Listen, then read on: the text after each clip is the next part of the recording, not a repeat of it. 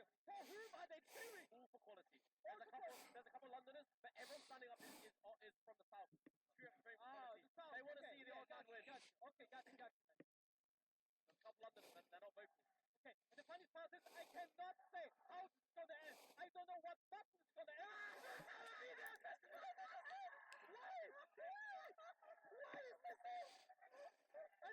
of all things.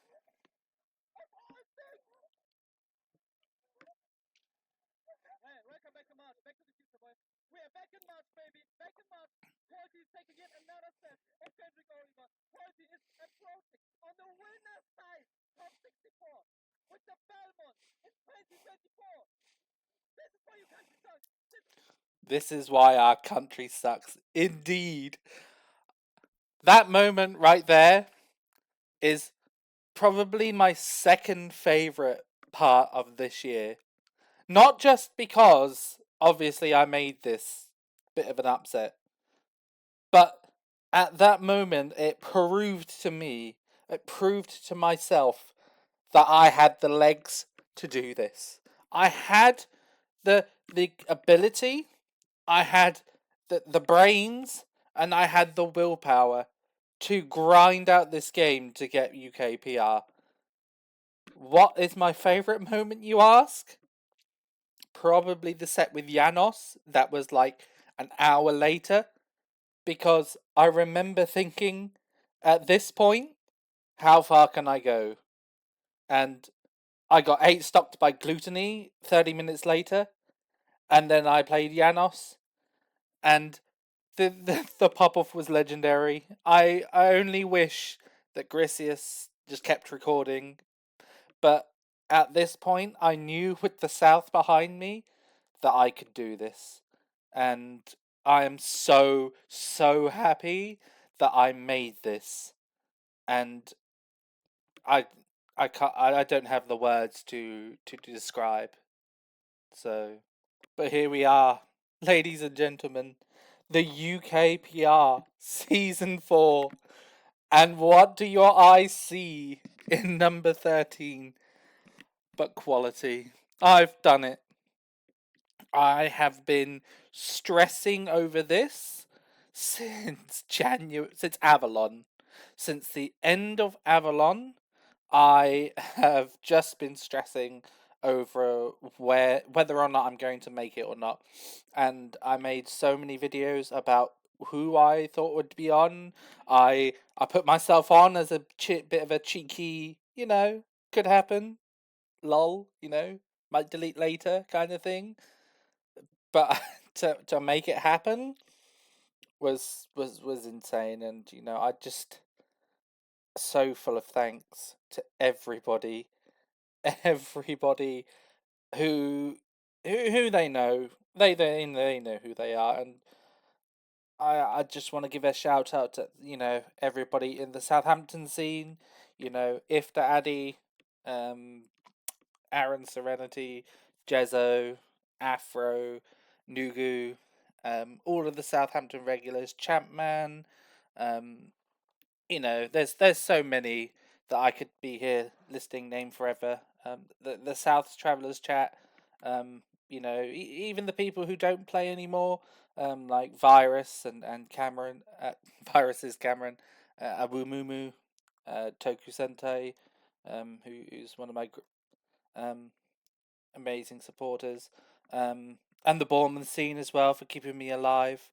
Um, but yeah, I generally just have a very small circle of people that I really interact with at Smash events. So I'm not imagining the people are going to be sitting here like, oh, but he didn't mention me. Nobody really sort of approaches me at tournaments and talks to me. I know that I'm a bit over the top. I'm a bit outlandish at tournaments. I'm a bit loud. I think would be the word. Um, but I just get excited. I get excited for Smash, and I get excited to cheer on my friends because, spoiler alert, I wouldn't be here without them. All of those Thursday nights where I drag myself out to my Southampton local and it's just 8 people, and I play regardless. All of those times where we just shared car journeys to and from everywhere, because we live on the south coast, so to get it to any sort of decent tournament is a pain in the backside. Like London is 2 hours by train. Like even the Midlands, you sort of like Avalon. It was like a 2.5 hour drive, 2 hour drive. Which doesn't sound so bad, but like if you're getting up at 7 o'clock in the morning, leaving by 8, getting there for 10 o'clock, it's really difficult to like play optimally in these places. So yeah, I just thank you to everybody. I'm just I'm just speechless. Um just speechless. I mean, I'll give you a few words of wisdom from what I think makes a UK caliber player. So take these as you will. Um, First one I'd say is just find yourself a really good group of people, because it just really does give you motivation at the end of the day to carry on. Obviously, the game is 6 years old now, so people have been there, done that, but just waking up and knowing that I had a 2 hour car ride with some of my favorite people just really motivated me, because it's those moments that you'll remember. You remember on the way there and you remember on the way back, just sort of the stupid things you talked about. And and yeah, so obviously just make yourself a group of friends to play with and just interact with, and don't forget that it's not all about Smash. Try and take a my rule when we went up and down in cars and things was no Smash talk, because you could spend 2 hours talking about matchups and things, but I tried not to, because at the end of the day I just wanted to get to know the people behind the Smash, and I think that's something that it's a very difficult trap to fall into. So yeah, number two, a decent VOD review against somebody that you're playing against can be the difference between you winning that set and losing that set. Every one of my wins that I ever got on people who are ranked higher than me, I VOD reviewed the heck out of at least a day or two or three before. Like at Regen, I VOD reviewed Tekkas because I beat him at front runners, but I didn't have any VODs to go off. So I did actually VOD review his set that we did at Smashmania earlier in February, and I noticed a few things. And then my character assignment is a bit of a tricky one to get VODs for, because you don't really, well, there aren't any Simon players ever that Tech has ever faced, and B, there's no real other character like him. So what I did is I found a VOD of him versus Siski, which obviously Siski won, and I really studied that because my character's close enough to the point where it's a similar sort of game plan: push Young Link to the edge and sort of ledge trap them, and then I watched for how they approached neutral versus a character they sort of had to approach. And more importantly, I watched how Siskwe dealt with it, and then I really incorporated that into my play, and that was the difference. Like, there's no doubt that Tech is a lot better than I am, but I had the edge going into that because I VOD reviewed the heck out of him, and they VOD reviewed the heck out of me. Um, and that's why it was, there are obviously a lot of other things going on, but there were moments in the game where I recognized what was happening based on what I had learned from their VOD reviews, and I used that, and that was the difference between winning and losing. I think if I got sent into losers where they did, I was in very deep, deep trouble, because that losers bracket, was not very hospitable to anybody really.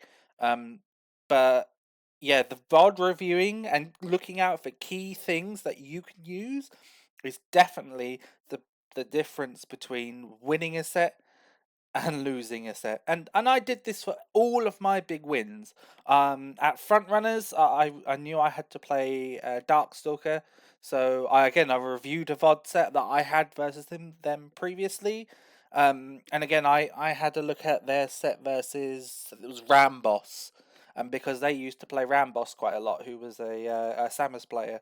So I watched a lot of their sets, noted down what they like to do in neutral, how they approached, how they got off ledge, all of those things, and I just kept it in the back of my mind, just kept refreshing my knowledge, and it worked. And it worked, and I did it against Zone at Brentwood Brawl. I thought that I had the read. I could have done it with Simon, but obviously not playing as well. But the Alpha obviously came in clutch as well. So VOD reviewing, and don't forget, at this point in the year, I wasn't really considered a threat to them. Nobody was ever looking at you, because if you're an under the radar player, no top, these people are really good. Like, Zone will turn up or Tekka will turn up and they will just win because they're a better player than you. They don't need to, right? But they're not VOD reviewing, they're not ready for you, and more importantly, they're not ready for you to know what's going on. They're not ready for you to pick up on their habits, and I think that's something that I did that just elevated me to the next level, because it was just a matter of getting to them, which I knew I could do, and then from there it was like, right, I just have to make this one upset, and that was the difference between a fifth place and a ninth place, or the 25th at Regen versus 97th. Those were the differences, and I think I really honed in on that. And I'm interested to see if anybody else does it. Like, I did it versus Kareem as well, when I played them at Den of Dragons. Again, just sort of noticing some of their habits, what they liked to go for, how they sort of killed. But yeah, it's insane, really. I think that's one of my biggest tips that you can really go for. And my last tip is that play different people.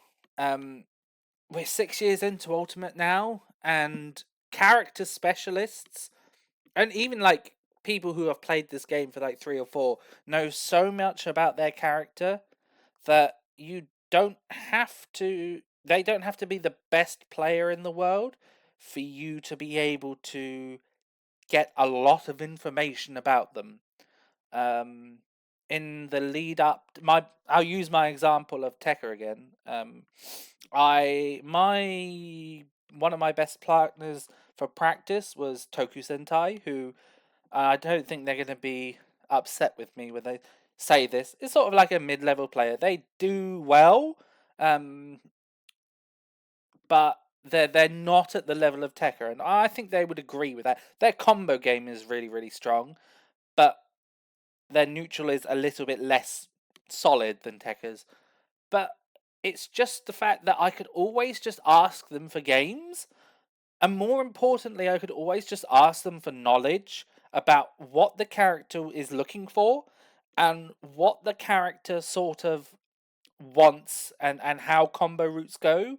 And I was very, very, very insistent on just asking them every single question I could think of. Like, if anything came up in my review that I just wasn't not too sure about, I would always be like, yo, what's going on here?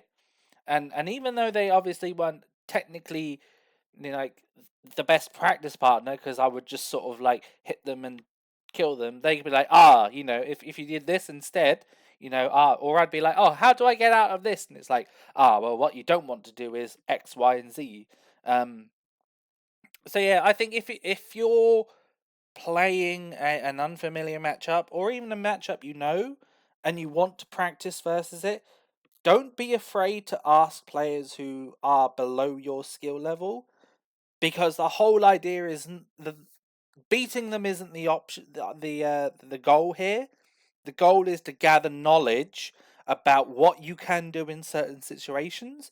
So when the time comes that you do fight the better player, you're ready and that you have that knowledge to be able to go back and say, right, I recognize this situation.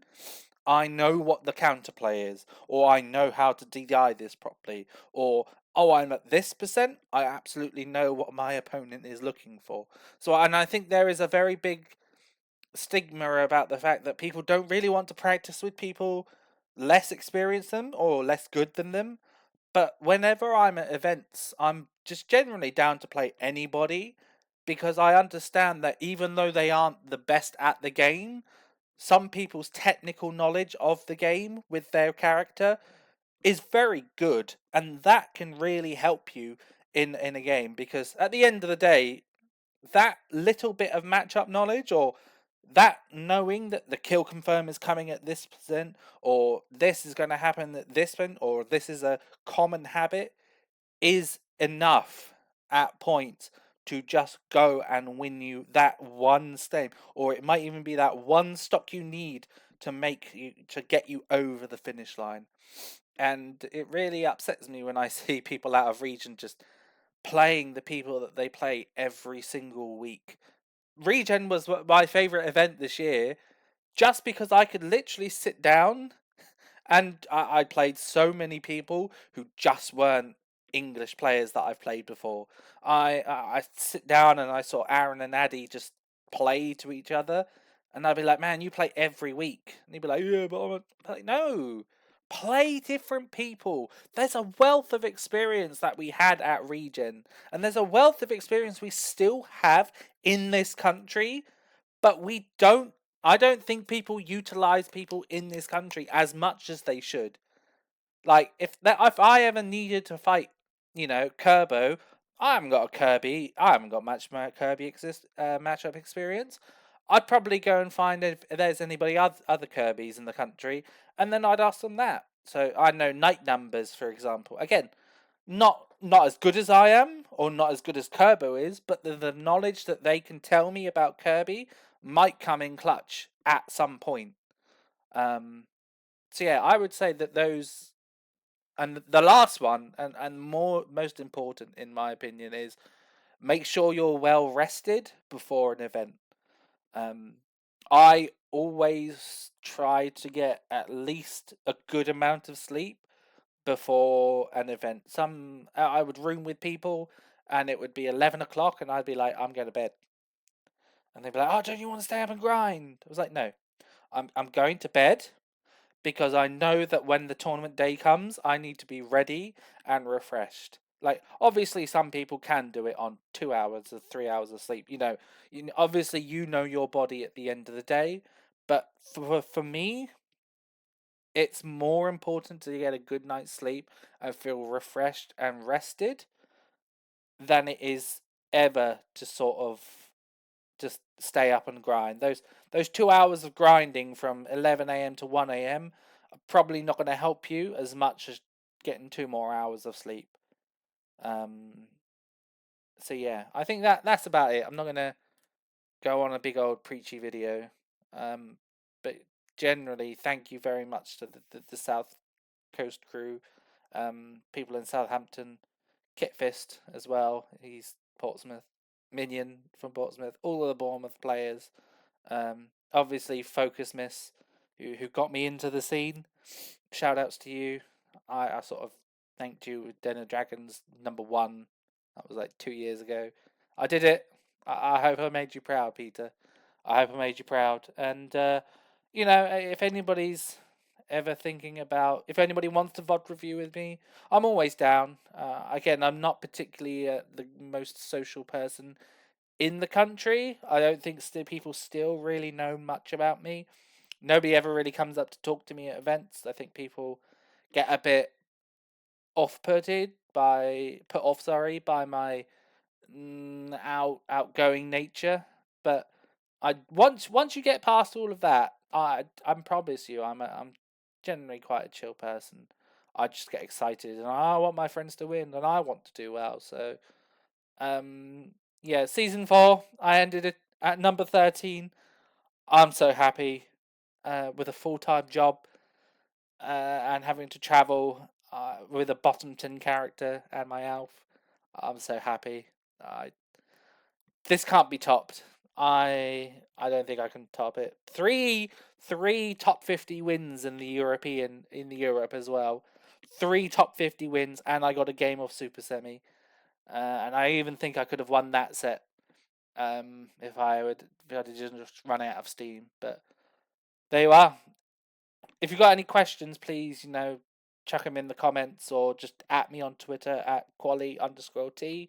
I'm always happy. Or just find me on Discord. I'm all over the place on Discord. I'm in the main Smash one, mostly in the Bournemouth and Southampton one. But, thank you very much to everybody who's supported me. Thank you very much to TOs who've hosted your events. I've appreciated it. Thank you very much to the panelists for considering me.